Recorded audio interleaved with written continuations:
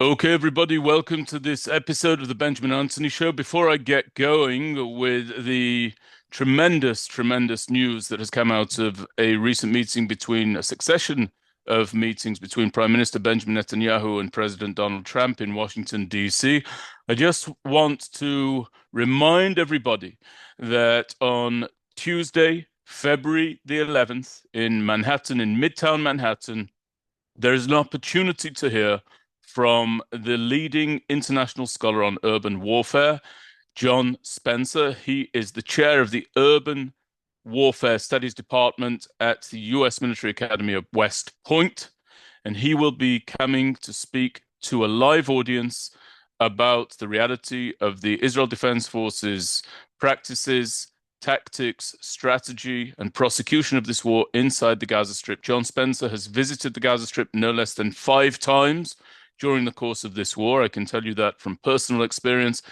And he has seen firsthand the undertakings and the results of the IDF's actions inside the Gaza Strip. And in addition to that, it is John Spencer's scholarship on which Prime Minister Netanyahu relied during his recent address to a joint session of the United States Congress in Washington, D.C. And John will be tackling and debunking a series of myths pertaining to allegations against the Israel Defense Forces during the course of a conversation that is called Israel Against Hamas, a just war held to an unjust global standard. If you want to register for that event, there's a link in the show notes here. Take a look at the show notes, or you can go to our website, www.miriaminstitute.org. That's MIRYAM.org. Click on the events tab and you'll be able to register that.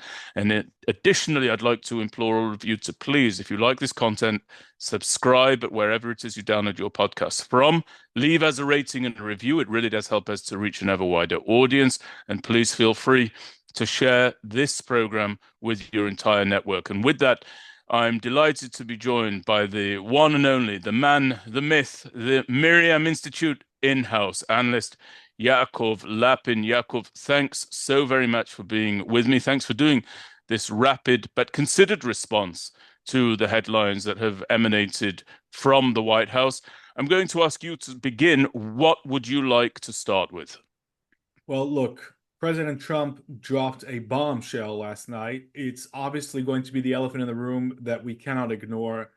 We are talking about, of course, his call for the population of the Gaza Strip to leave the Gaza Strip of its own free will, because he's saying that they can no longer live there. It's just one big strip of ruins, and that's what he's calling for. Now, it's interesting that since he made that call during a joint press conference with Prime Minister Netanyahu, we've had some clarifications coming out of the White House in recent hours.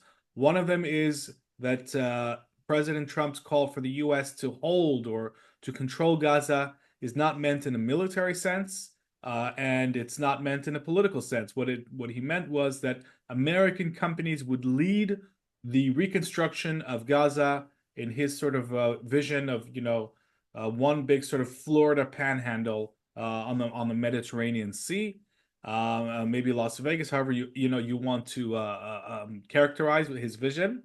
And other things, we've seen reports now saying that he was talking about a temporary relocation and not a permanent. So we're definitely seeing the members of his administration walking back some of the things that President Trump said last night. And obviously, there are a lot of questions. This has rocked the entire region. Now, here's what I want to insert a little bit of commentary, and then I want to get your take on everything we've heard out of the White House yesterday. Here's what I am thinking. First of all, whatever happens in the medium to long-term future on the Gaza Strip, nothing can happen before Hamas is militarily defeated in the Gaza Strip. And that will have to be something that only the Israel Defense Forces can do, will do, I believe. That means a return to the war. And before that happens, and I think there's at least another 10 to 12 months of fighting before we can talk about defeating Hamas, starting probably with the northern Gaza Strip. And once again, I think civilians will have to be pushed out. And I think a lot of the Gazan civilians have already left northern Gaza. We talked about last week about their return. I think a lot of them have actually come back already to Al-Mawasi down in the central southern coastline of Gaza because they very quickly realized they have absolutely nowhere to go back to. And they prefer to go to the tents and medical services and food services that they have access to at Al Mawasi. So I think there are several months in the very best case of combat against Hamas. And until that happens, any talk of post-Hamas scenario is talk. So that's one thing that I wanted to put out there. And the second thing is because I know what your view of Trump's call is, I'm going to try and make life a little bit difficult here and say Okay. that it's not at all clear who's going to take in these Gazans. Not at all clear. I still believe that neither Egypt nor Jordan will willingly go along with this, no matter what is offered to them. And those are the two most difficult, I would say, concrete challenges to this idea. A, who's going to take them? B, Hamas hasn't even been defeated yet. So those are the two things I would put out there as challenges to the idea. Having said all of that, I also have no doubt that if there is a way for Gazans, civilians, to leave Gaza, I believe that a significant percentage of them would take the opportunity to leave. I don't know how many. I don't know if it's half, if it's 30%, if it's 40%. I don't think it would be all of them. But I think if they do leave, they would only willingly leave if they knew that they were going to a good location with other Palestinians living there. Otherwise, I think that they would not go. And we've heard reports on Channel 12 tonight talking about countries that might go along with this. One of them was Morocco, which was actually an interesting proposal. The other there too was Somaliland and some other country near Somaliland, which I don't think any Gazans are going to be lining up to go to. And we've also had a report, it's unconfirmed, that the Palestinian Authority now in Judea and Samaria is saying, we'll take those Gazans in, we will take them in, and they can move over to Judea and Samaria. So everything's in flux here, Benjamin. The entire Middle Eastern system is in flux. Later on, I want to talk about something that's related to Egypt that I think is directly related to what President Trump has said. I'll wait with that a little bit later on, and I want to hear your thoughts about what we heard last night. Okay, so thank you very much, Yaakov. I appreciate that. I just want to make sure we're recording this on speaker view before I get moving. Are we doing that? We're on We that? are Okay. indeed. Okay, great. So look, you've dealt a lot with some of the walking back. I want to deal with what was asserted, because the very fact that something was walked back shows how fluid this is. And I'd rather actually focus on what President Trump said rather than what his spokespersons, minions, and team members have said subsequent to the uproar that has come out of his statements. Now, firstly, people should be aware that his statement has drawn the ire of the Sunni states and the Shiite states in a way that is not typical. It's far from typical to hear a unified statement coming from those two places, but such is life in the Middle East. The group that has spoken out when asked most clearly in favor of the idea of the Gazans being able to move out of the Gaza Strip are the Gazans themselves. People who speak to the Gazans, and there are many who do so, have expressed that the Gazan people, in the midst of indescribable destruction inside the Gaza Strip, but also prior to that, and also polling prior to October 7th reflects as much. If the Gazan people were offered the opportunity to leave the Gaza Strip, the majority of them would do so. More so today than in the past, but in the past, up to 80% of Gazans expressed a readiness and a desire to leave the Gaza Strip. And again, when I say in the past, I'm referring to a pre-October 7th reality. Now, that doesn't mean that they were saying they want to specifically move to the Sinai Peninsula or to Egypt or to Jordan, the two countries and the two territories that President Trump has alluded to in the course of this latest policy expression that he came out with. But that may be simply because they weren't offered that opportunity. But anybody who looks at Europe and anybody who looks at Turkey, anybody who essentially looks anywhere just about can see that the Middle East is on the move, and the Middle East is on the move to wherever those who live in it can get to in many, many cases. And so if an opportunity were brought about in the Sinai Peninsula, or even simply throughout Egypt, I believe the Gazans would take that. And I think it's absurd for people to think, as I've said previously, Yaakov, that in the midst of the distraction that the Gazans now find themselves, they uniquely wish to stay precisely there.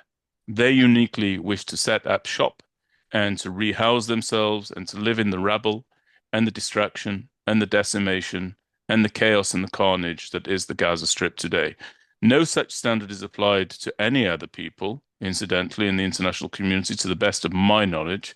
And I don't believe that we should apply that standard to the Gazans either.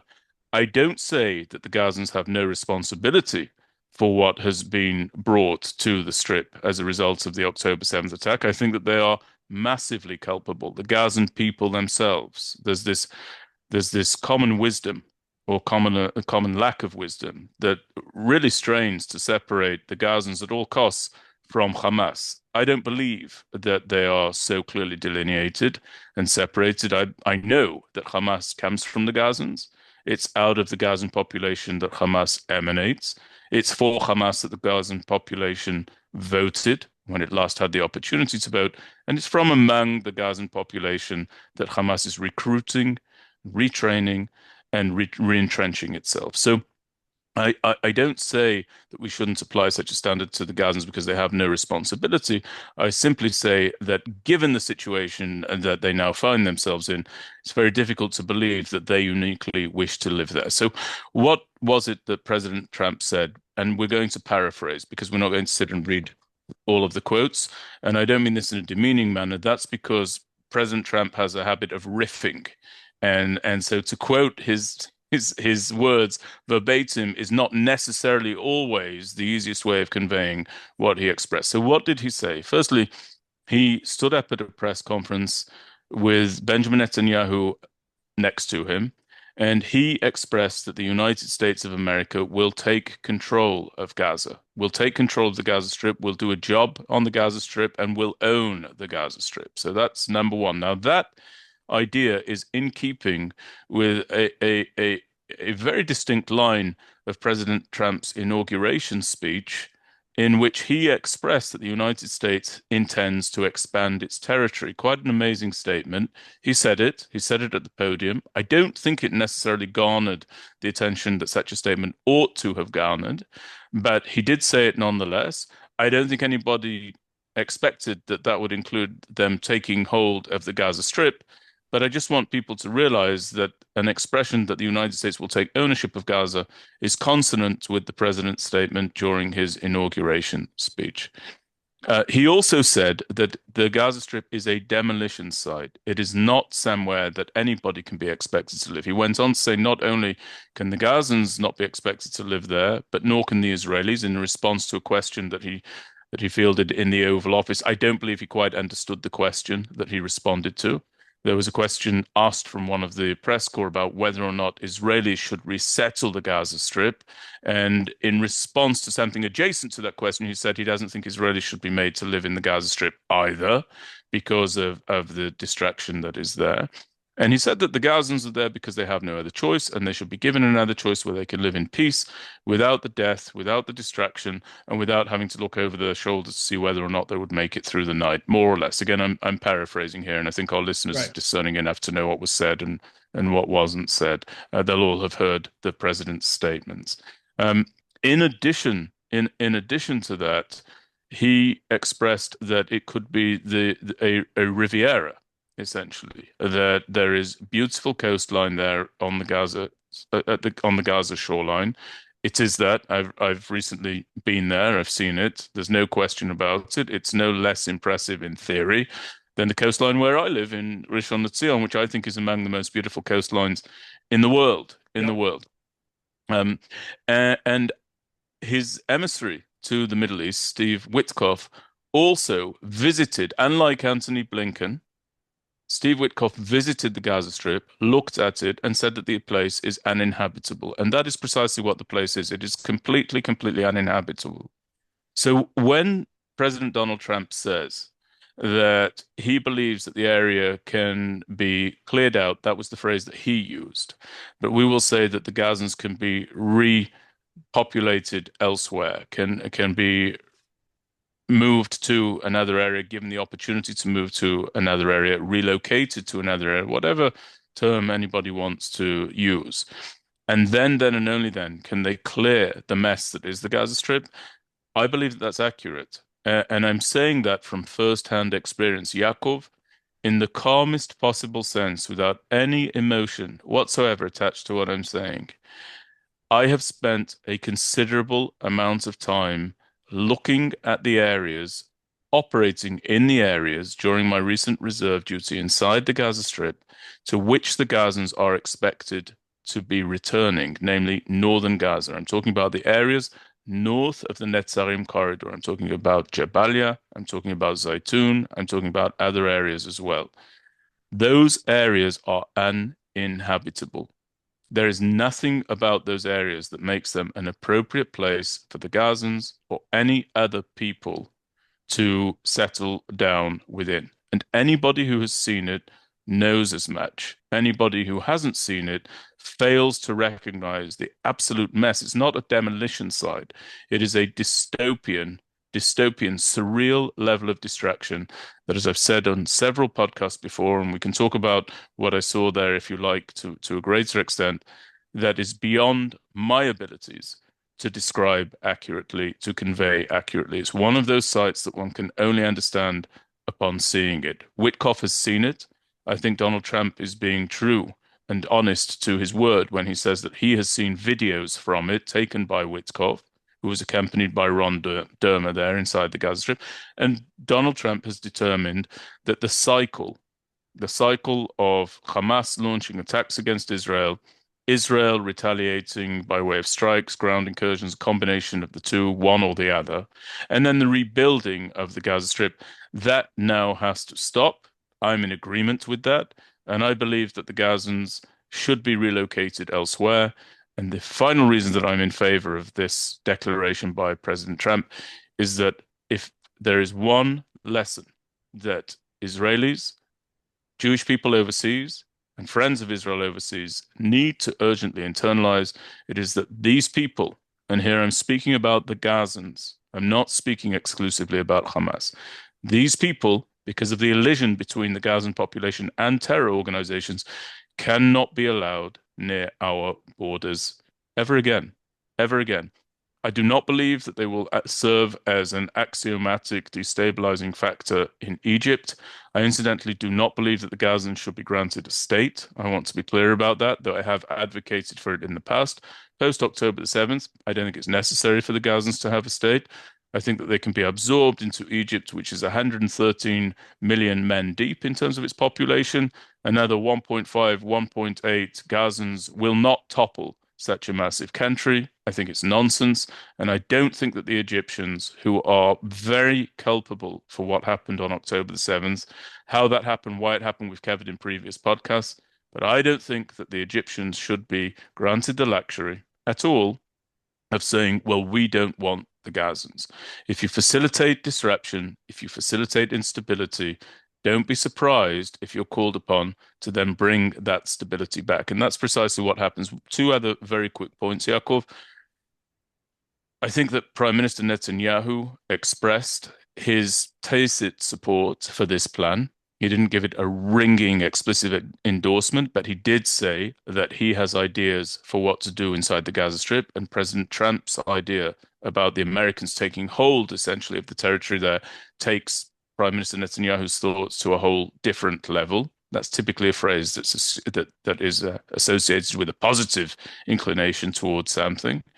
And finally, with regard to Prime Minister Netanyahu, I just wanted to say, almost as an aside, which is why we need to get moving on these policy issues, Prime Minister Netanyahu didn't look well to me during these two meetings with President Trump in the Oval Office and President Trump in the press conference. He looked tired. He looked very pale. People may or may not know this, but just prior to October 7th, he was admitted into hospital to have a pacemaker fitted. And he recently had his prostate removed just a couple of weeks ago. And he actually traveled to the United States of America with a cardiologist on Zion's wing, which is Israel's equivalent of Air Force One. He looked very, very tired. I didn't feel that he came across as assertive as he typically does, even though he was having good news really lavished upon him and upon potential policy opportunities. And I think that that is a source of concern. As I say, it doesn't need to be the point of this conversation, Yaakov, but it bears mentioning only insofar as these are two men. Prime Minister Netanyahu, I believe, 74 years of age. President Donald Trump, 78 years of age, who are probably now very, very closely eyeing their legacy, and getting something resolved in this area would be well within legacy considerations. So thank you for hearing out what I had to say. Of course. And listen, I have a lot of questions here, but before I get into them, and I'm going to throw up some angles here about everything you've just But said. don't throw up on your screen, Yaakov, if you throw anything. Angles, angles. Hmm. Tell me a little bit about what you saw in Gaza. When you say it's indescribable, let try anyway. What are we talking about? Are we talking about rows and rows of demolished buildings? What did your eyes see when you were in the Netzarim corridor? Yeah, so thanks for the question. Let me give everybody a little bit of context. The last war, well, the first war in which I fought was the Second Lebanon War in 2006. Now, to get into the areas that we were deploying towards inside southern Lebanon, we had to walk through areas that had been operated on, and also as the war dragged on, operated on to a greater extent by the Air Force. Now, I can recall walking towards various areas in southern Lebanon, marching towards them, if you like, with all of the equipment loaded upon my back and the back of all the soldiers I served alongside, and walking through rubble that was literally waist deep. Okay, walking through rubble that was waist deep, and even though you know that it's rubble, your mind, at least my mind, struggled to really internalize and comprehend that I was actually walking through the rubbles of buildings that once stood. All Hmm. right. Now, I mentioned that only to express that I've seen distraction before. That distraction has absolutely brings absolutely no comparison whatsoever to what I saw inside the Gaza Strip. Right. Now, let me try and describe it, but I'm going to concede and say again, I can't accurately describe it. But I'll tell you about what I saw. So I was operating on the Netzarim corridor, okay, along with the battalion commander who was responsible for a section of the Netzarim corridor. That meant that just about every day that I was inside the Gaza Strip, I was stationed inside Gaza. So I was sleeping inside the Gaza Strip, I was awakening inside the Gaza Strip, and I was maneuvering inside the Gaza Strip. Every day that I was inside the Gaza Strip, we would travel from east to west Gaza. From the east along the Netzarim corridor, which basically takes you to the entrance that's adjacent to the kibbutz known as called Be'eri inside Hmm. Israel, all the way to a base that's on the Mediterranean, literally, that is called J-Lot. And J-Lot base was where the Americans sought to build the aid pier at an earlier stage of the war. Right. People will remember that. As far as the eye can see, to the north and to the south of the Netzarim corridor, there is rubble. The buildings are destroyed. At best, skeletons of buildings remain. Most buildings have been flattened and pancaked. There are 18-wheeler tracks, enormous, great big tracks, that have been inverted, and the front third is dug down into the ground, and only the last two-thirds are jutting out of a crater, essentially, inside Wow. the Gaza Strip. Cars are piled and stocked, one on top of the other, burned out, completely destroyed. Houses are either destroyed completely or in the process of being destroyed, but in all cases, absolutely unlivable. And one of the tasks of the unit to which I was assigned, which was a completely different unit to the one that I'd been assigned to during my conscripted service or my reserve duty, completely different unit, completely different role. One of the tasks of the unit that I was assigned to was to secure the demolition teams as they went about their work inside the Gaza Strip, to secure the D9s, to secure the bulldozers, to secure the tanks, to secure the engineers who came in order to bring about the demolition to the northern side of the Netzarim corridor. And you just see the the shovel end of cranes, of bulldozers. What we call them in Ivrit is not the same as we call them in English. Forgive me, the translation is eluding me at the moment.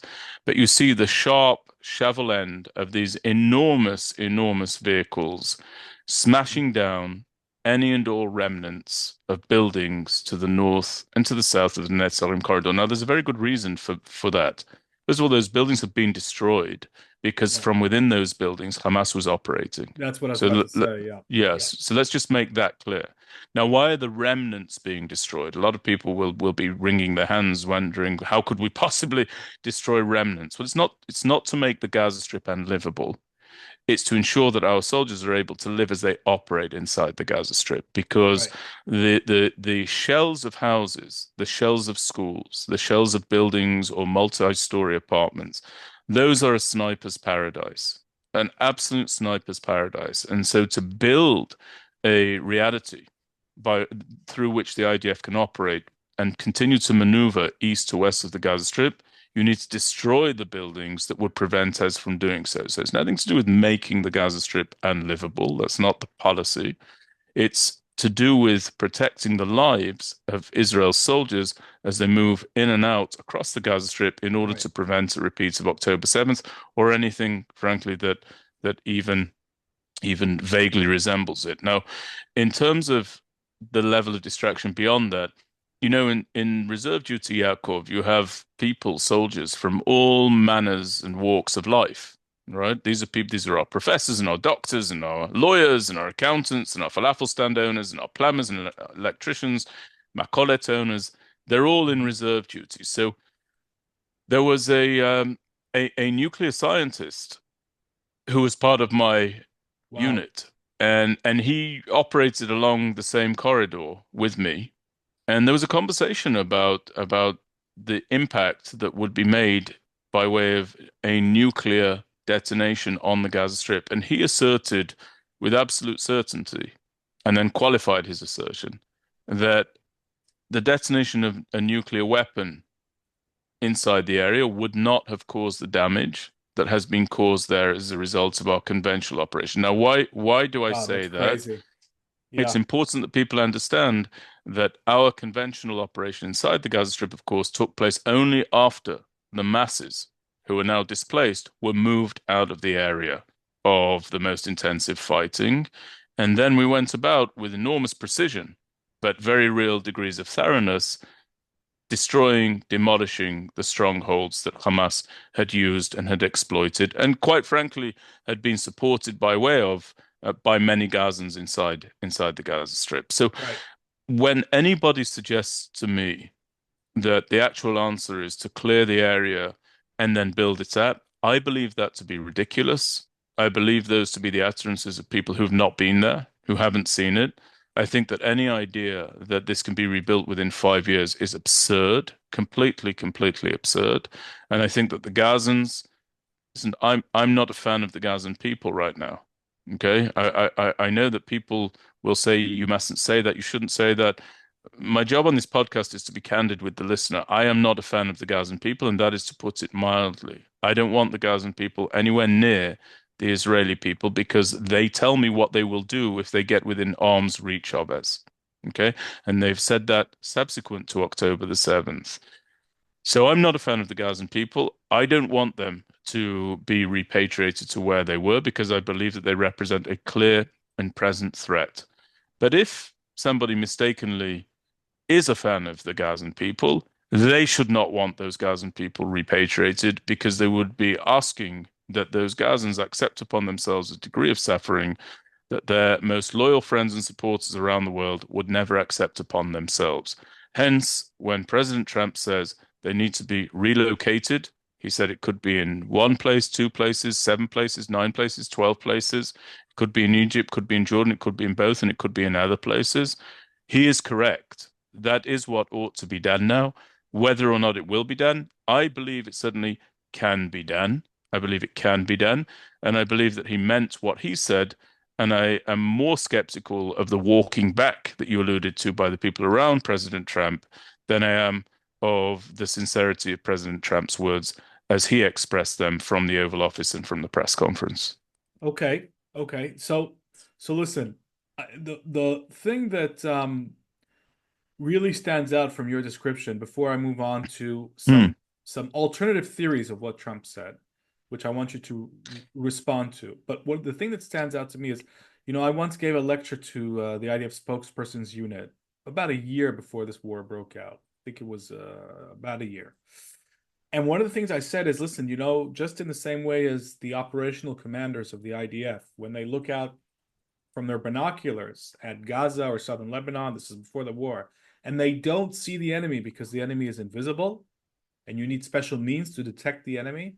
So that same enemy is also invisible to the international media, partially because the enemy is not visible to them, and partially because the international media makes very big efforts not to see the enemy.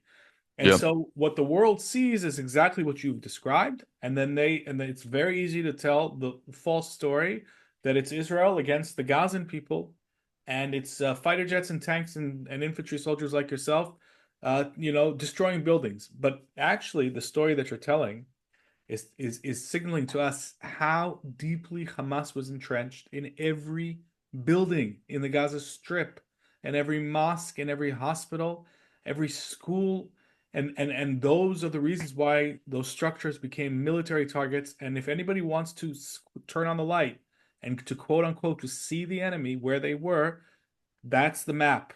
Look at Gaza, look at that destruction. That's the enemy location. And so we might not see them right now. That's where they were.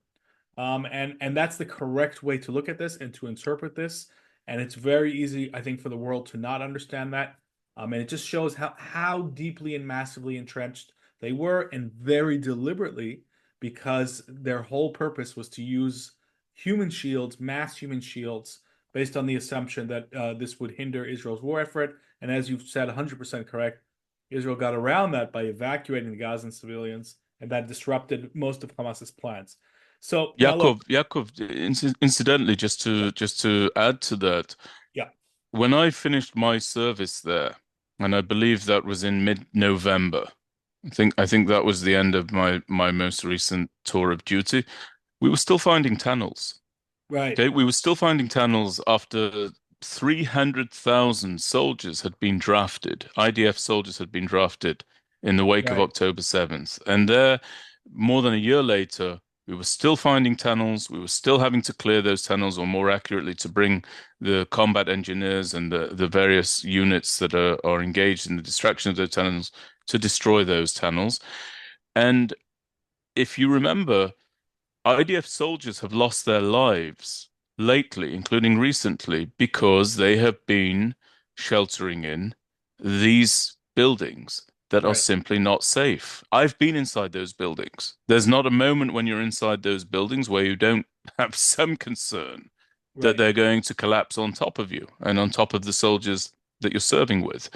So anybody who thinks that there is anything at all for the Gazans to return to is living in a completely alternative reality. It is not attached to reality whatsoever or to the circumstances on the ground. And I want to really emphasize this. It is as far as the eye can see. right, You look east to west. I mean this literally. You look right, east to west, north to south. You cannot see anything that is unaffected, dramatically affected, rather, that is not dramatically affected by what the IDF has been doing. mhm, And this is not the same. You know, a lot of people say things like, well, there was massive destruction wrought on Germany, and we didn't end up permanently holding Germany. Look, there are some very, very important distinctions between what's going on in Gaza and what took place in Germany during the Second World War. They're innumerable, quite frankly. But one of the things I'd like people to understand is neither the Gazans nor Hamas have surrendered. Unlike the Germans, they have not surrendered. They have not surrendered in this war, and therefore they can't stay. Okay, in my opinion, they can't stay. They need to be defeated. They need to declare their surrender. And in lieu of them doing so, they need to be moved away because as long as they're not surrendering, they're declaring that they are still in the fight. You cannot have people still in the fight this close to our borders. So Mhm. the distraction is enormous, and it's really time for a new way of thinking. Yeah. By the way, it's worth recalling. I was just looking up some of the movements of populations in World War II, and the Czechoslovakia, as it was known back then, wasted no time in expelling, and we're not talking about that at all now, but Czechoslovakia expelled 2 million Germans from Sudetenland, from their ancestral homeland. Tens of thousands of Germans were killed during that expulsion, and large populations across Europe were on the move as part of the fallout of the Second World War. It's just something to remember, and that's not what we're talking about in the Gazan context at all. I think it's important to stress that. Now, look, Yaakov, on that point, yeah, you make a very relevant point, and it's important that you point out the distinction. The fact that we're in this situation is precisely because the IDF was able, despite the American protestations to the contrary, the IDF was able to safely relocate the Gazans from north to south. And of course, tens of thousands of Gazans, unlike the Germans you just alluded to, did not die in the process, were not killed in the process of relocation. And I think that people need to recognize that we're in this predicament precisely because of our humanity and the application of our humanity to the Gazan population, which is not yeah. reciprocated. Okay, the Gazans are the same Gazans who cheered when our abductees were kidnapped. They're the same Gazans who swarmed around our abductees when they were released in the first three releases of the current phase of the deal. These are not people who are sympathetic toward Israel. And if you don't believe me, people should go and ask them. They will tell you what they think and feel, and their actions show what they think and feel. And I repeat, they are not declaring surrender. They are not declaring surrender. And until they do so, they cannot be allowed to continue, with life as normal. It's simply going to result in the loss of life of Israelis. It's time people understood that. Now, let me throw a different angle at everything that we've just been talking about. What if this is a Trump shock and awe negotiation tactic? What do I mean by that? Let's go back to the Abraham Accords. On the eve of the Abraham Accords, the talk of the town, I'm sure you remember, was Israeli annexation. I remember it very well. Yeah. Right. Everybody was talking about this is the time, and we've got Trump in the White House. Now we're going to annex, I think they were talking about Area C of Judea and Samaria.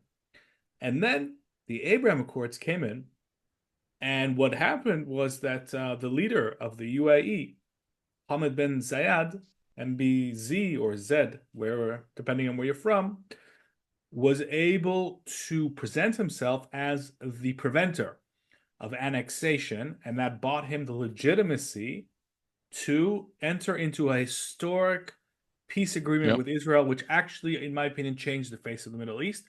And all of this was orchestrated by the Trump administration, Jared Kushner.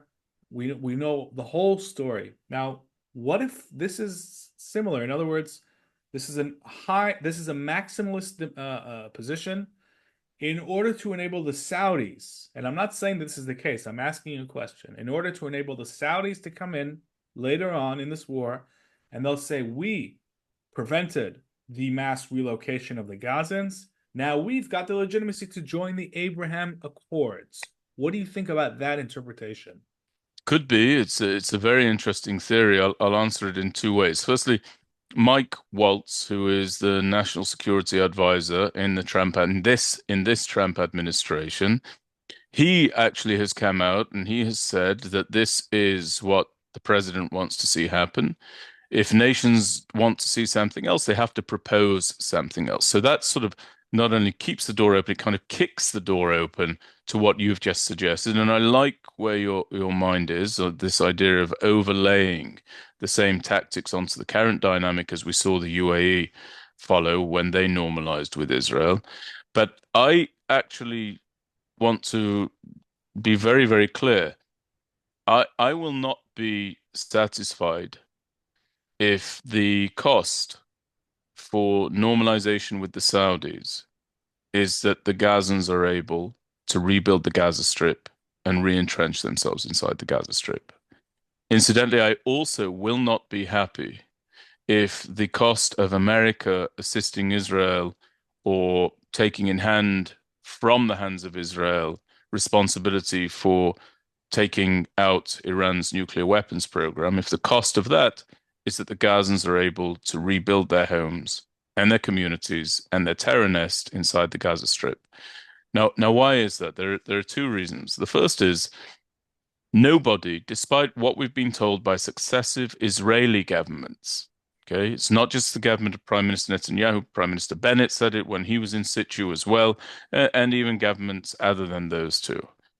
Despite what successive Israeli governments have said, all right, despite what they've said, it makes absolutely no sense to concentrate your abilities, your political capital, your relations internationally on a distant threat, namely Iran, or on a distant challenge, namely the lack of diplomatic, overt, normal relations with the Saudis, to the detriment of focusing with sufficient intensity on a very, very proximate threat, namely the Gazans inside the Gaza Strip.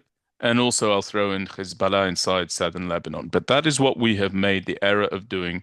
I have said for years that that is a gross error. It's an inversion of sound strategy, total over-intellectualization of a very simple dynamic. So if I am to be told that the quo for the quid of normalization or the quo for the quid of destroying the Iranian nuclear weapons program is that we have to allow the Gazans to reconstitute themselves, I will reject that proposition. I would absolutely reject that proposition. Okay. So that's the first. And the second is we've learned from October 7th, because October the 7th, to your point, took place well after normalizations, not just with the UAE, but also with Morocco, with Bahrain, Hmm. and tacit cooperation with Saudi Arabia, that Sure. normalized relations will not keep Israelis safe in their beds at night when the proximate enemy decides to strike. Incidentally, nor are they supposed to do so. It's not part of the Abraham Accords that the UAE will stand a post along the border between Israel and the Gaza Strip, or Israel and southern Lebanon against Hezbollah. That's not part of the remit, but mistakenly our leadership and commentators and analysts said that the normalization of Israel with those states, with the other signatories to the Abraham Accords, brings an end to the Israel-Arab conflict and shows that you can have that end while circumventing the challenge of the Palestinian conflict Right. against Israel. No, you can't. That's not real. It never was real. And that's why, if this is a maximalist effort, if it's a maximalist tactic on the part Hmm. of President Trump to get that normalization from the Saudis, to get that normalization from the Iranians, I would much rather his statements were taken on their face than we find out what they truly mean through this convoluted manner that I think you're right to look into, but doesn't bring me any comfort. Okay. Okay. Very interesting. Now, here's one more angle that's security strategic related, and then I want to delve with you into something that I usually don't initiate, but I think it has to be in this conversation, and that's Israeli politics as well. But before we get to that, let me ask you the following question, and I'm going to put some information on the table. Um, Mhm.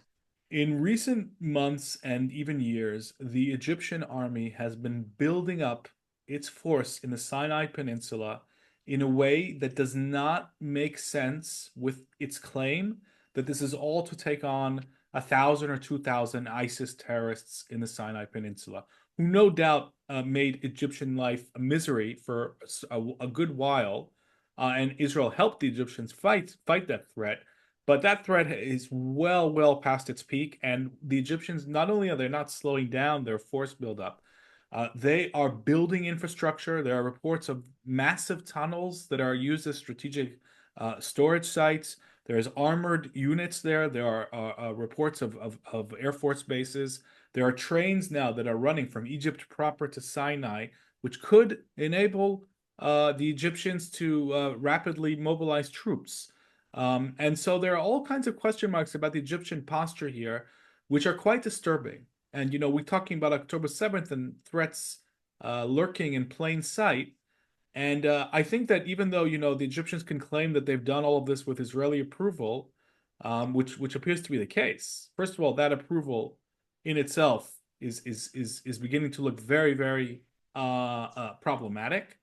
And second of all, it seems pretty clear that the Egyptian army is putting itself in a position to be able to, if the order ever came, to be able to attack the state of Israel on command, and that we, Israel, are the enemy that it's preparing to fight.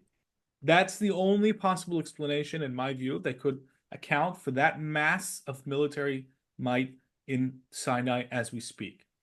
And so what I want to ask you is this. I spoke to a former intelligence source for an article, and one of the things that he suggested is that one of the reasons why Trump was keen to emphasize that America is going to have a role in Gaza. Never mind what that role is right now, because that really is to be determined. But he said pretty clearly, one way or the other, America is going to be in Gaza. There's going to be an American presence here, is to put basically a flak jacket between Israel and Egypt, and to make it clear to Sisi that whatever he might be preparing for, and I'm not saying that Sisi made any decision, I'm not saying that at all, but to even, to get the idea out of his head, because America is now going to be in the region, and it's time for the Egyptians to start diluting that force in Sinai, and that this is actually a hidden explanation for some of the things that Trump said with or without coordination from Israel. What do you make of all of that? So with regard to the Egyptians, I want to just take a step back and then I'll talk about the force buildup. One of the things that the Egyptians repeatedly say is that if they accept a significant number of Gazans, whether it's some of the Gazans, whether it's all of the Gazans, let's say it's all of the Gazans, let's say it's 1.5 to 1.8 million Gazans. Suppose that they accept them, that is somehow going to completely destabilize Egypt because the Gazans are a branch, certainly Hamas, of the Muslim Brotherhood, and the Muslim Brotherhood will bring about massive, enormous uprisings within Egypt. I think that really needs to be put in the category of complete rhetorical nonsense. Complete rhetorical nonsense. Now, why do I think that? Firstly, you're talking about 1.8 million Gazans, as I said, in a population of 113 million. Now, in the past, I have, and people will know that I've advocated for a state for the Gazans in the Sinai Peninsula. I'm not currently of that view. I've said earlier in this program, I don't You think that they advocated for the Sinai Peninsula and in the Gaza Strip and well the before the Gaza seven. Strip. Yeah, Exactly. But I advocate, and people can go back and read my op-ed about it, written in 2016, on condition that yeah, Hamas was destroyed militarily and that the next massive attack, again, this was back in 2006, launched 2016 that I wrote this, the next massive attack launched by Hamas against Israel should serve as the prelude for the destruction of Hamas militarily, and the fight should be expressed as being a fight that is undertaken in order to bring about and lay the conditions for the new state solution, which would have been a state inside Gaza with contiguity into about 10% of the Sinai Peninsula. right. Now, I am no longer an advocate for that. At the very least, any state for the Palestinian Arabs would, in my opinion, given that I don't believe it's sensible to have them anywhere near our borders, that would have to be in the Sinai Peninsula in its entirety, in its entirety. But beyond that, I actually think that the Gazans now, as a displaced people, which is what they are, ought to be absorbed into neighboring and non-neighboring states in the same way that other displaced populations are. Displaced populations, for example, from Syria that went to Germany, 1 million of them, it's a very, very considerable number. A million Syrians during the Syrian civil war were absorbed by Germany. They Right. didn't form up a state. of little Syria inside the borders of Germany. They didn't get autonomy as a state of Syrians inside Germany. They were relocated inside Germany throughout the country of Germany. And I think that such should be the case in Egypt. Now, why am I not concerned that there By will the way, be, Turkey is the most relevant thing here. 3 million yes, of them, even 3 more so. million went to Turkey. Yes, Yeah, exactly. 3 million went to, I think it was even higher than 3 million, maybe. incidentally. But at no point did Erdogan have any expectation upon him to create a state for the Syrian displaced persons. No, on the That's not what contrary, he's now happened. trying to push them back into Syria. Yeah, Exactly, and I think that October 7th really shows very clear. I was never naive to this point, incidentally, but I think that October 7th really shows what the Gazans will do with the state. They shouldn't have a state. In my opinion, they should not have a state at all.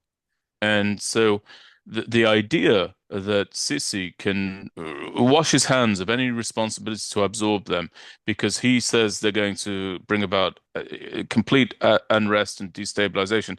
I'd encourage everybody to keep in mind that Sisi became president, I believe, in 2013 yep, because he looked at Morsi, right, who was the individual who capitalized on the so-called Arab Spring after Mubarak was displaced, who, by the way, was sold down the river by President Obama, who said, He's got to go immediately, he has to go right away. We can't possibly have Mubarak stay. People demonstrating in the streets, they want democracy. If ever there was a misreading of the map, it was yeah, committed by Barack Obama in that case. Um, but Sisi took a look at Morsi, saw him in situ, and promptly routed him out of office. All right, no He messing was his around. defense minister. Yeah, Right, and I think that Morsi, and I'm going by memory, but I believe Morsi's government regime, right, was in the throes of, merrily composing its so-called constitution for rule, right. and I think somewhere in the range of 11 to 13 months into that rule, this man Sisi promptly deposed him. I Yeah, don't think that Sisi is incapable of, guarding against unrest, therefore. You had a government that was led by the Muslim Brotherhood. Sisi dealt with it pretty handily. So this idea that the Gazans will uniquely bring about the downfall of Egypt, I think is complete nonsense on its face. And I think that everybody should understand the actions, not the rhetoric, the past actions of Sisi when it comes to what he perceives is a threat to the stability of the Arab Republic of Egypt. So that's number one. The other thing that I'll say in response to what you've mentioned about the force build-up, look, it could be, as you've said, that the only possible reason is for it to be ready, the Egyptian force to be ready to attack Israel at a moment's notice. But it could also be bluff. It could also be bluster. It could also be a demonstration of the Egyptians that the Gazans shall not pass, to use a right, Lord of the Rings turn of phrase. I think right. it probably is that. I don't think that the Egyptians have any desire whatsoever, to attack Israel and find themselves in the throes of a hot war against the Israelis. I think that Israel would be able to handle that pretty handily, incidentally, pretty handily, although we don't need another war at this time at all.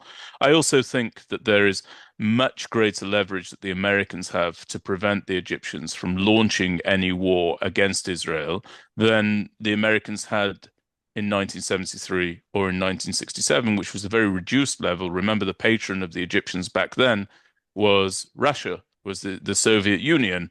That's not the case today. The patron in terms of the great powers is America to Egypt. It's not Russia any longer. Russia's not in a position to prop up the Egyptians. So I'm largely unfazed by that. But I want to tell you in the idea of an American presence, custodianship, ownership, if you like, of the Gaza Strip, and that serving as a flak jacket against any Egyptian invasion against Israel. And I'm actually troubled by the notion of American ownership. Now, let me put this into clear context. I'm very much more comfortable with the Americans holding the Gaza Strip than I am with the Gazans holding the Gaza Strip. I want that to be clear to everybody.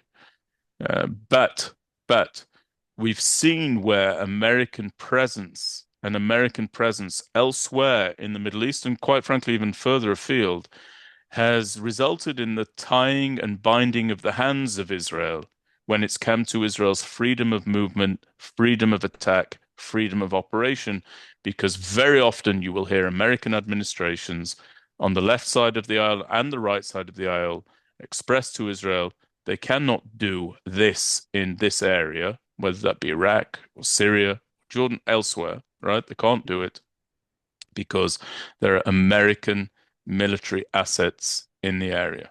There are American forces in the area. There are American interests in the area. And the worry is, and we've seen this to some degree, that an Israeli strike against an enemy will result in a retaliatory strike against by that enemy, not against Israel, but against American forces in the region. So right now, we've got a president who is making all of the sounds of being a continuing great friends of Israel, but everybody needs to understand nothing is forever in a democracy. It's not supposed to be forever in a democracy.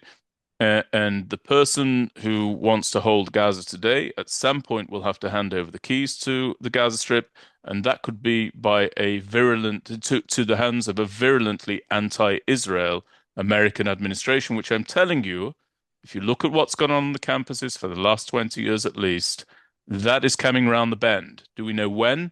I don't know exactly, but I imagine suddenly within the next 12 to 20 years, there could be a situation whereby there is an international sanctions campaign against Israel that is led by an American president. Because the students Mhm. I used to encounter on campuses, Yaakov, they are somewhere now. They didn't disappear, right? They've not stayed as perennial students.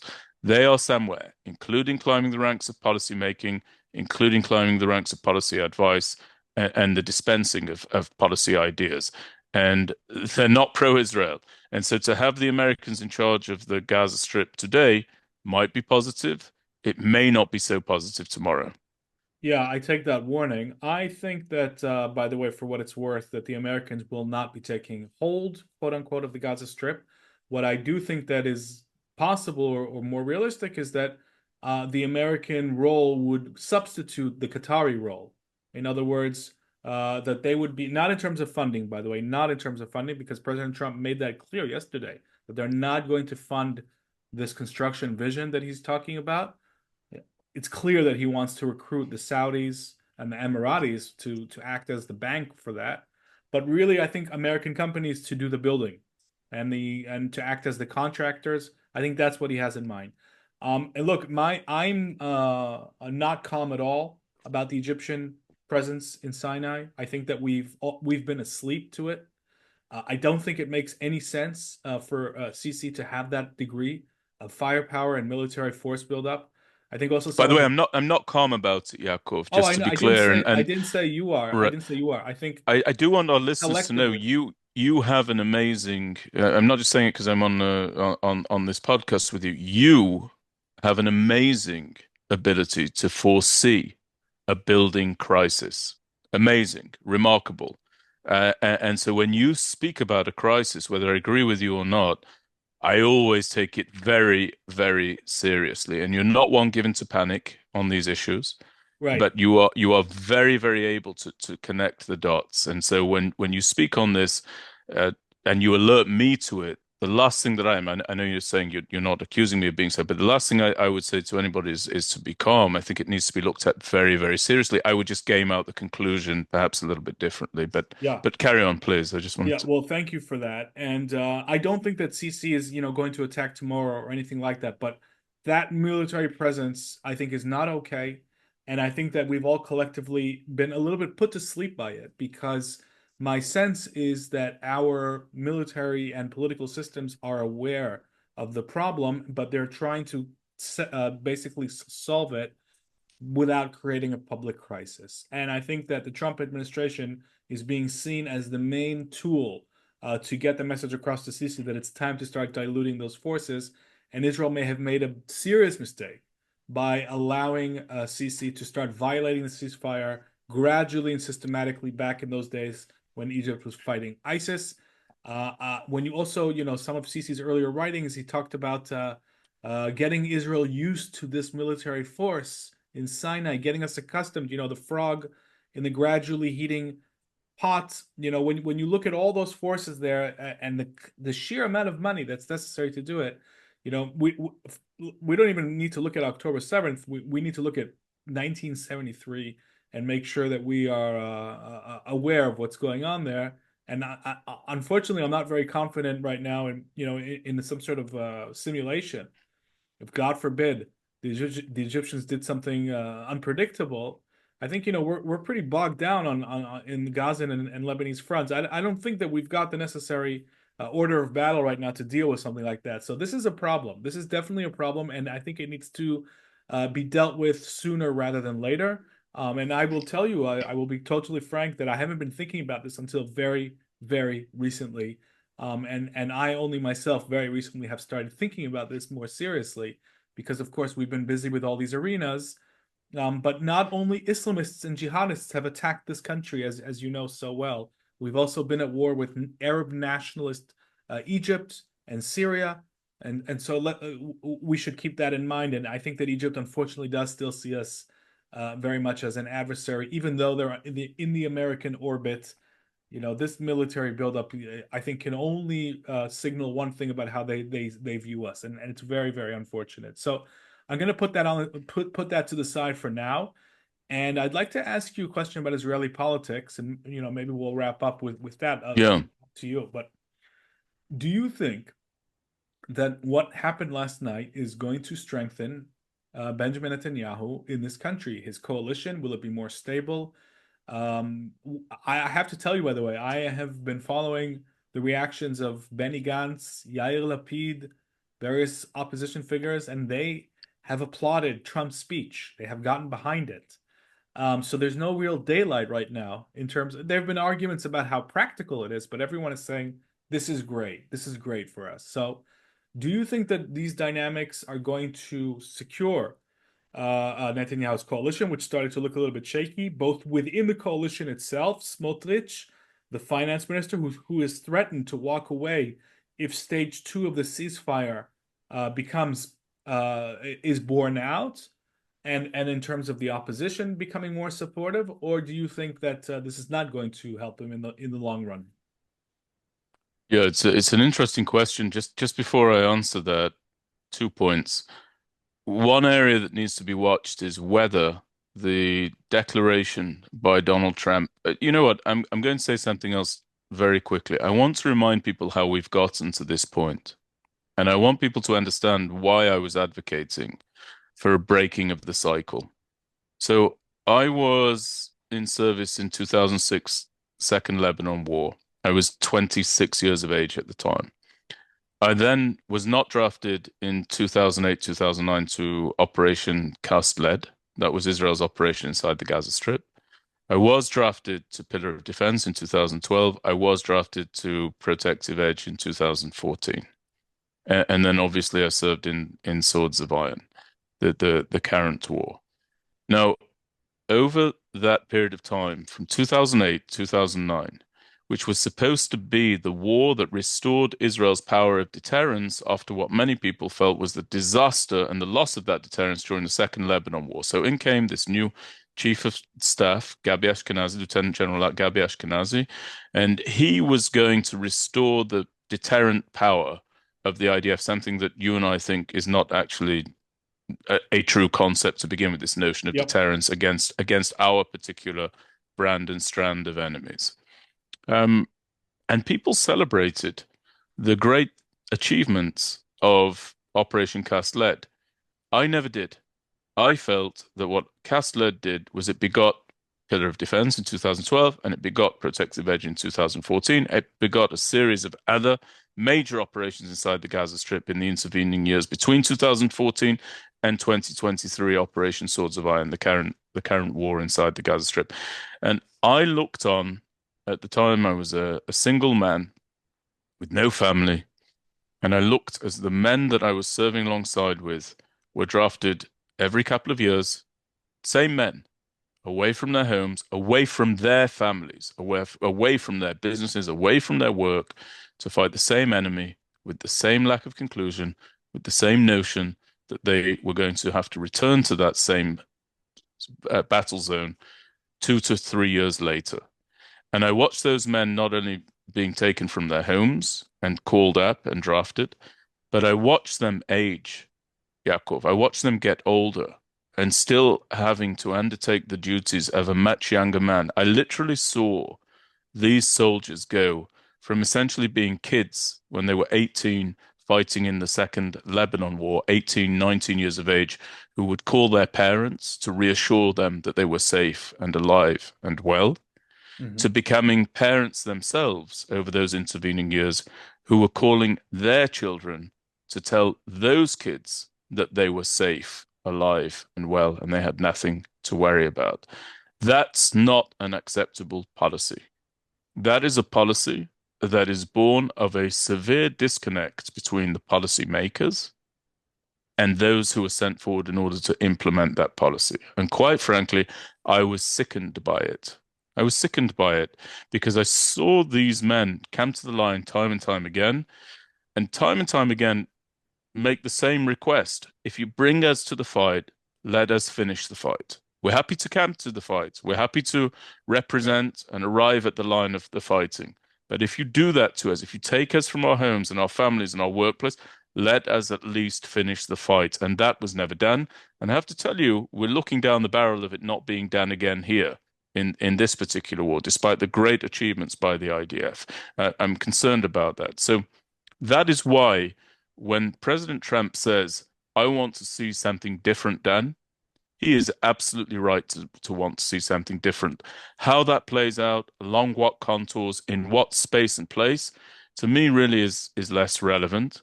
What's very Mhm. relevant is that these Gazan people, I'm repeating it, must not be allowed to reconstitute themselves because in doing so, Hamas will reconstitute itself. They are supportive of Hamas. And how do we know that the Palestinian Arabs have a predetermined affinity for Hamas? Because many people will argue, well, they have to support Hamas. They're living under the jackboot of Hamas inside the Gaza Strip. Okay, total nonsense, but let's just take that, New World, ridiculous, overly sympathetic attitude, and now let's demolish it. What are the Palestinian Arabs in Judea and Samaria who do not live beneath the jackboot of Hamas? What what entity do they want to see in power when you ask them? Who do they support? Why do we not see elections in Judea and Samaria, the West Bank? Because the Palestinian Authority knows that its constituency, right, the Palestinian Arabs 100%. inside there, they will vote for Hamas if given half the chance. And if they're given a different half of the chance, they will rout the Palestinian Authority and prop Hamas up there. Incidentally, that's why we're battling inside Judea and Samaria, the West Bank, so vociferously right now at this time, which is a subject we haven't spoken about. And in a subsequent podcast, we should talk about the hostage deal and how that's affected by President Trump's statements. Time doesn't permit for us to do so. With regard to Right. Benjamin Netanyahu politically, it's very interesting, and I'll try and do this in brief form. Firstly, Gantz's statement and Lapid's statement show that these two individuals are non-leaders. Okay, they have no doctrine, they have no policy view, or what they are at best is reasonably good at reacting to something in order to eke out some sort of political relevance. I'm sorry, but these are not leaders. I've said it before about Yair Lapid. I don't mean as an individual or a human being. I'm talking about purely as a policymaker, as a Yep. political leader, so-called. Yair Lapid politically resembles to me a paper bag devoid of any and all contents blowing in the wind in a street somewhere. Were you Okay? surprised though by their re responses today? Were you surprised in any way? No. No, Okay. no. Listen, let me just say this. When I was 27 years of age. No, no, that's not correct. I was 37 years of age when I went up to Capitol Hill, when I went to members of the House, members of the Senate, staffers of the House and Senate, and to the presidential administration in the National Security Compound, which is in the White House compound. And I said to them, the resolution to Israel's war with Gaza is to build out a state for the Palestinian Arabs in the Sinai Peninsula and also Gaza, but the goal being that the Gazans Yeah. when they see this shiny new entity inside the Sinai Peninsula, will want to be in that shiny new entity. I was not afraid to say it. A lot of people were afraid to say it. I don't think it takes particular courage to think differently. And I've expressed what was powering my different thoughts on the matter, right? It was the suffering and the unreasonable demands being made on my fellow soldiers with regard to that arena, time and time and time again. Right. Right. Okay. But when I would say it, the Israelis, Yaakov, would, almost rock back, physically rock back in their chairs, or if they were standing, they would sort of, have to readjust their footing because they felt it was such a far-flung idea. Because they would always say the Egyptians won't accept it. The Egyptians won't accept it, right? But now you've got somebody who is the most powerful man in the world right now, the President of the United States of America, with a huge thumping mandate from the voter at this time, okay, who's now in the second term of his presidency. Typically, presidents turn to foreign policy during the second term because they end up being lame ducks domestically, but they turn to it slowly. He's turned to it quickly, and I'm not surprised that our fickle non-leaders within the Israeli political system, such as Benny Gantz, who, by the way, was a non-leader, in my opinion, as chief of the general staff when he was head of the entire military during Operation Protective Edge, incidentally, in 2014, and Yair Lapid. I'm not surprised where they see somebody say something that's dramatic, and the only thing their lack of political courage can bring them to do is to ride on the coattails of that individual. What are they going to do other than that? So wait, Are so they if going they to had oppose him? opposed if they had opposed it, would you Yeah. give them more credit in terms of their political courage? Forget about you what the I'd give perspective. them I'd give them more credit in terms of their political courage, and Okay. and it would continue to deplete the credit, that the very little credit that I give them in terms of their political savvy. Right. Right. So that's on Gantz, and that's on Lapid. Now it's interesting whether or not this will strengthen Prime Minister Netanyahu politically. So here are my thoughts. I'll say them as I said. I'll try and do it swiftly because we need to wrap up. There are two coalition members that want to see the resettlement of the Gaza Strip by Israelis. Those are Bezalel Smotrich and Itamar Ben-Gvir. And when the President of the United States says, we're going to have it, that is counter to the ideology of Ben-Gvir and Smotrich. However, Itamar Ben-Gvir made a statement saying that in the event that he sees the implementation of this idea of relocating the Gazans, he will rejoin the government. He's bolted the government. He bolted the government over this hostage deal. Right. But he said he would rejoin the government. So I'm curious as to where his red line is, and what he prioritizes in terms of whether it's to move the Gazans out or to have Israelis resettle the Gaza Strip. I don't know the answer to that question.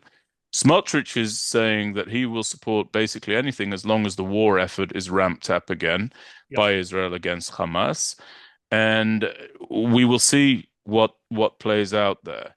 But I felt that the signing of this hostage deal, this current phase that's underway, I thought that that was actually the sounding of the start again for elections.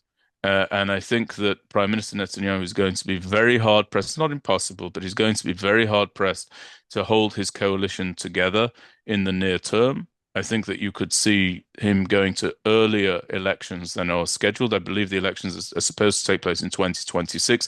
It's a rare thing indeed when a coalition government holds for its full four-term Right. duration in Israel. That's very, very rare. But I think you may see elections coming down the pike.